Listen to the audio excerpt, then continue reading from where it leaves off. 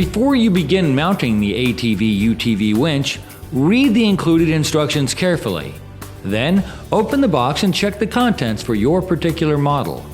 Included, depending on your kit, is the winch motor cable assembly, the Haas fair lead, the remote control transmitter and receiver, the hook, the handlebar mount, the corded remote, the roller fair lead, the contactor, the handlebar rocker switch, wiring, and all necessary hardware. Make sure you also purchase the proper mount for your model. Consult the manufacturer if you're not sure which mount is right for your vehicle. This mount is for the Polaris Sportsman 850 XP, and we have already bolted the Haas fair lead to the mount. To begin, remove the lower front cover and the grille to access the areas needed for the install. Then, slide the winch motor assembly into the mount, being careful to properly thread the cable through the Haas fair lead.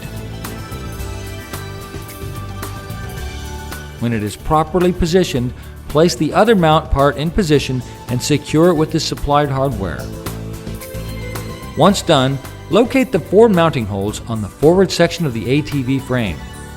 Slide the assembly into position as shown and secure the winch to the frame with the provided hardware, tightening all the bolts securely.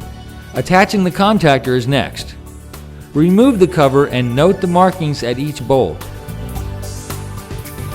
The contactor can mount onto the aluminum frame in front of the radiator, though your install may vary. The wiring supplied will be used to connect the contactor to the winch, battery, and controller, either remote or corded depending on your model. The contactor wiring install lays out as follows. A goes to the positive lead on the motor. B connects to the negative lead on the motor. The battery cables connect to the plus and minus terminals on the contactor. Once the wiring is secure, cover the box and secure it with the supplied hardware you removed earlier. Thread the battery cables through the vehicle to the battery location, but do not connect it to power yet. For models with the handlebar rocker switch, wrap the handlebar mounting hardware at the desired location on the handlebars and secure it with the supplied hardware. Then, attach the rocker switch itself. Every vehicle is different, but on this Polaris, we threaded the rocker switch cable through the front of the vehicle towards the contactor box and the winch itself. Your route may vary. Make sure your cable install is well secured, leaving no dangling wires that might be compromised when the vehicle is in motion. Then connect the negative and positive wires to the battery. Negative cable first for safety. We chose to install the remote plug, which comes off of the contactor we installed earlier, up front on the bottom of the lower front cover that we removed at the beginning. We drilled a hole in our cover and used the plug itself as a template to drill our screw holes.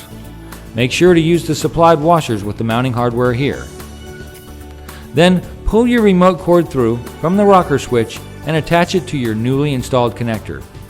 The connector is also where you plug in your corded remote for off-vehicle operations or, depending on your model, the remote control transmitter. The transmitter itself should be installed near the contactor or similar location depending on your ATV-UTV make and model.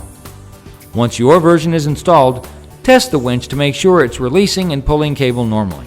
Consult your instructions for further details and troubleshooting.